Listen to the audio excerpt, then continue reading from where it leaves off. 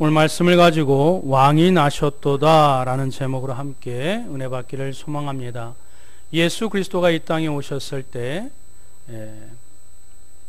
설교를 마치고 우리 찬양 시간 갖도록 하겠습니다. 세상의 왕으로 또 그리고 선지자로 또 제사장으로 오셨습니다. 이것을 일컬어 그리스도의 삼중직이라고 얘기를 합니다. 왕은 앞으로 설명을 드리겠지만 이 나라를 다스리고 우리의 삶을 주관하고 통치하시고 적들로부터 보호하는 그 역할을 왕이 하십니다. 그것을 우리 예수 그리스도가 하십니다. 선지자는 무엇입니까? 우리가 나아갈 바, 우리가 목표로 삼아야 될 바, 빛과 소금이 되는 그 하나님의 말씀을 가지고 우리가 인생의 현세를 넘어 내세를 바라볼 수 있도록 가르치고 올바른 길을 인도하는 선지자의 역할을 우리 주님이 하십니다. 마지막 제사장은 우리가 잘 알고 있는 것처럼 인간은 죄가 죄인지를 몰라요. 자기 본성대로 자기 소견에 오른 대로 살기 때문에 그게 죄인지 몰라요. 죄를 졌다 할지라도 성경에 말씀하는 죄를 졌다 할지라도 죄를 어떻게 해결할지 몰라요. 그저 만든 것이 형법, 이 인간의 헌법을 가지고 그저 이 무슨 범칙금 내고 이렇게 구금하면은 죄가 없어진 줄 알아요. 죄는 영적인 부분이기 때문에 특별히 하나님 앞에 지은 죄이기 때문에 하나님께서 용서를 해 주셔야 됩니다. 인간이 어떠한 방법과 수단으로 죄를 용서할 수가 없어요. 그 죄를 용서할 수 있도록 하나님께 안내하는 역할이 제사장 역할 아니겠습니까? 그래서 예수님은 왕이요 선지자요 제사장 이 삼중직을 감당해서 그리스도라고 우리가 영광스러운 호칭을 하나님께 올려드리는 것입니다. 특별히 이 마태복음은 그리스도의 삼중직 가운데 왕으로서의 그 역할을 강조하면서 그 내용들을 써 나갑니다. 오늘 1장에서는 아브라함에서부터 다윗의 족보가 나오지요. 또 다윗에서부터 예수님의 족보가 이렇게 나옵니다. 믿음의 조상에서부터 또 그 다음에 왕권, 왕위의 계승에서부터 14대 그렇게 족보를 예수님의 그 역사와 그 흐름들을 기록해 놓고 있습니다. 나중에 또 한번 얘기하겠지만 이스라엘 백성 헤롯 왕이 난리가 났어요. 왜 난리가 났을까요? 자기가 왕인데 동방 박사들이 또 왕이 태어났다고 하니까 왕궁에서 태어나야 되는데 어디서 태어난지 몰라요. 그러니 이 헤롯 대왕이 굉장히 노하고 그리고 잔인한 왕이에요. 그 이유를 좀 이따 시간이 있으면 설명해 드리겠습니다만은 어쨌든 2살 이하의 모든 어린아이들을 죽입니다. 그만큼 자신이 갖고 있는 기득권, 그 왕권을 옹호하기 위하여 예수 그리스도를 거부하고 또 이렇게 멀리하는 세상의 모습, 인간의 모습을 극렬하게 여지없이 우리에게 보여주고 있습니다. 예수님은 세상의 왕들처럼 즉위식을 할 필요가 없어요. 세습 받을 필요가 없어요. 왜? 예수님은 태어났을 때부터 그것이 왕이 즉위식이었고 왕의 선포가 되었던 날이기 때문에 그렇습니다. 인간들의 인정을 받을 필요가 없었던 것이 그 이유가 무엇이지요? 그것을 오늘 찬찬히 살펴보길 원합니다. 첫 번째로는 예수님은 성경의 예언의 말씀대로 태어났기 때문에 그렇습니다. 예수님은 어떻게 태어나셨다고요? 성경의 예언의 말씀대로 태어나셨어요. 우리 1절 볼까요? 다 같이 한번 읽어봅니다. 시작.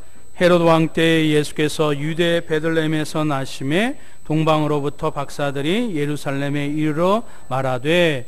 예수님이 어디서 태어나셨다고요? 베들레헴. 여러분들도 잘 아시다시피 베들레헴은 아주 작은 마을, 한마디로 말하면 촌동네, 아주 두메 산골이에요. 왕이 태어나려면 화려한 왕궁에 태어나야 되지 않겠습니까? 어떤 그런 권력 가운데 이렇게 어떤 그런 모습 가운데 태어나야 되지 않겠습니까? 그러나 예수님은 그 허름한 동네, 그리고 허름한 마구간에서 태어나셨어요. 그런데 이 베들레헴이 어떤 동네지요? 우리 룻기서를 구약 성경을 읽어봅니다. 시작. 이에 그 두 사람이 베들레헴까지 갔더라. 베들레헴에 이를 때에 온 성읍이 그들로 말미암아 떠들며 이르기를 이가 나오미냐 하는지라. 이때 두 사람이 누구지요? 룻과 나오미를 얘기합니다. 나오미와 룻을 얘기합니다. 이 사람들이 기근 때문에 애굽에 갔었지만 다시 이스라엘 땅으로 돌아오게 되지요. 그때 이방 여인 룻이 보아스를 만나서, 보아스가 예루살렘 사람이에요. 나와서 누구를 낳지요? 다윗의 아버지 이새를 낳습니다. 그러니 이 베들레헴이란 동네는 작은 동네지만 역사적으로 또 진리적으로 성경적으로 아주 중요한 동네예요. 왜? 믿음의 계보를 잇는 동네요. 왕위의 계보를 잇는 동네이기 때문에 그렇습니다. 그런 베들레헴에 누가 태어나셨어요? 예수 그리스도가 태어나셨습니다. 다윗은 사무엘상 한 번 더 읽어봅니다. 시작. 다윗은 유다 베들레헴 에브라 사람 이새라는 사람의 아들이었는데 이새는 사울 당시 사람 중에 나이가 많아 늙은 사람으로서 8 아들이 있는 중.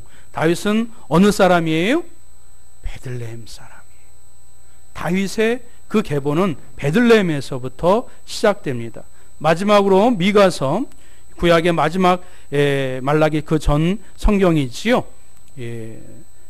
구약시대의 침묵기 가운데 이 내용이 담겨져 있습니다. 다 같이 한번 읽어봅니다. 시작.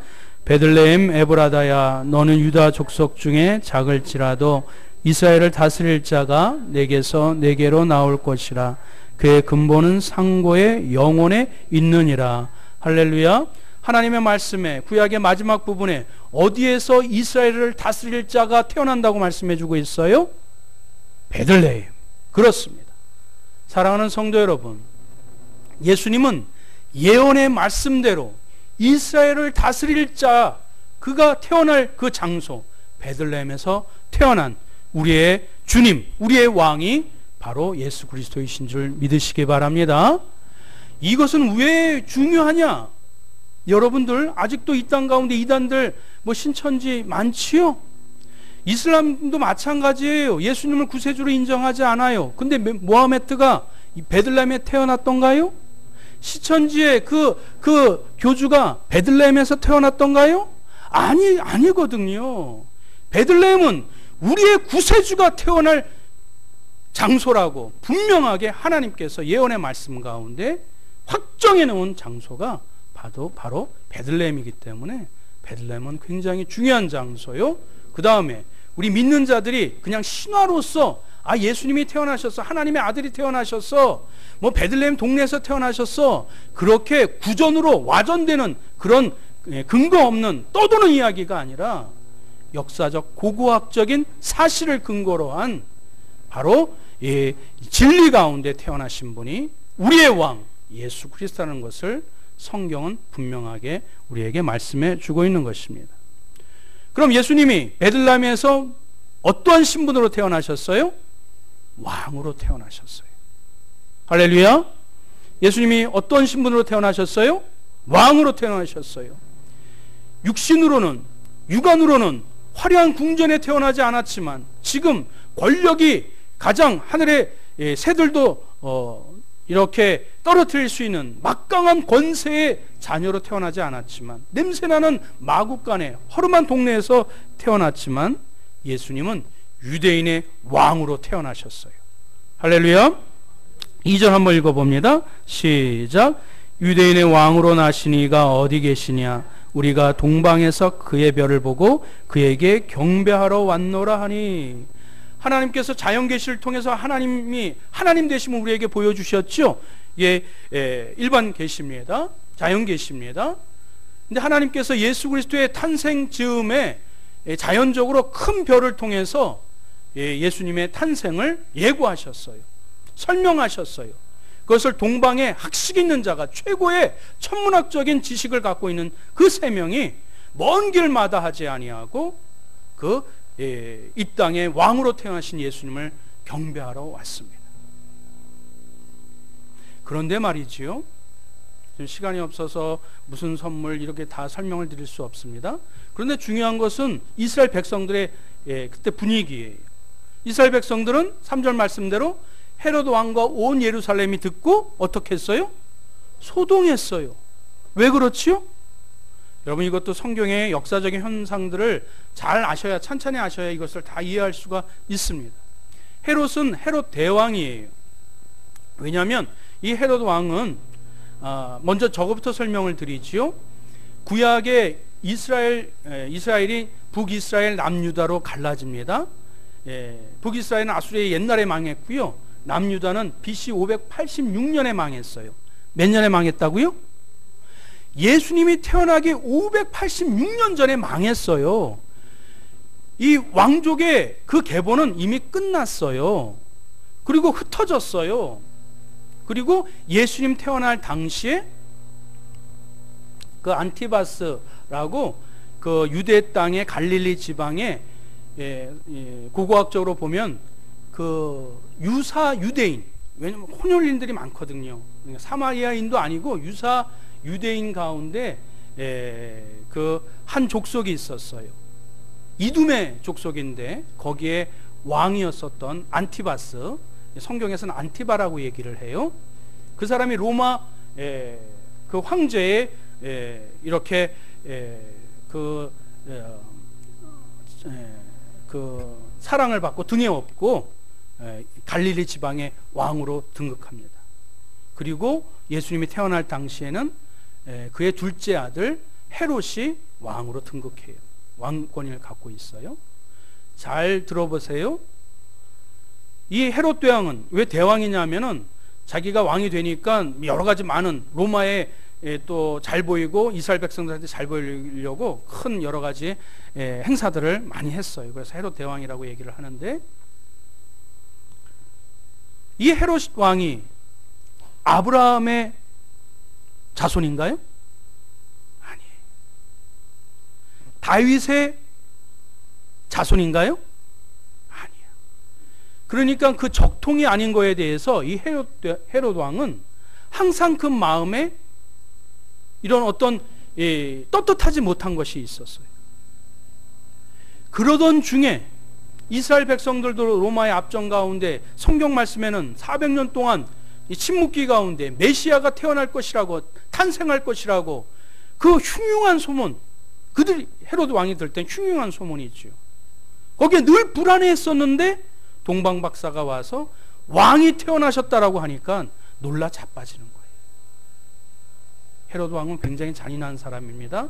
그 권자를 붙잡기 위해서 자기의 그 처가댁 식구들을 다 몰살해요. 자신의 친아들 두 아들까지, 자기의 왕권을 위협받으니까 두 아들까지 죽인 잔인한 왕입니다. 그러니 그 동방박사가 왔었던 그 즈음하에 2살 모든 아들들을 다, 남자아이들을 죽이는 그런 일을 저지르게 됩니다. 그러한 역사적인 상황 가운데 예수님은 이스라엘을 구원할, 인류를 구원할 왕으로 하나님께서 우리 곁으로 보내주십니다. 예수님은 왕으로 이 땅에 태어나신 것을 믿으시기를 주님의 이름으로 축원드립니다. 세 번째로 기억할 것은 예수님은 만민의 구세주로 태어나셨습니다. 할렐루야. 우리 6절 말씀 한번 볼까요? 시작. 또 유대 땅 베들레헴아, 너는 유대 고을 중에서 가장 작지 아니하도다. 내게서 한 다스리는 자가 나와서 내 백성 이스라엘 목자가 되리라 하였음이니라. 그리고 마태복음 1장 21절 마지막으로 한번 읽어봅니다. 시작. 아들을 낳으리니 이름을 예수라 하라. 이는 그가 자기 백성을 그들이 죄에서 구원할 자이심이라 하니라. 할렐루야. 아멘. 오늘 마태복음은 단순히 우리를 그냥 나라를 보호하고 통치할 왕으로서의 탄생만을 얘기하고 있지 않습니다.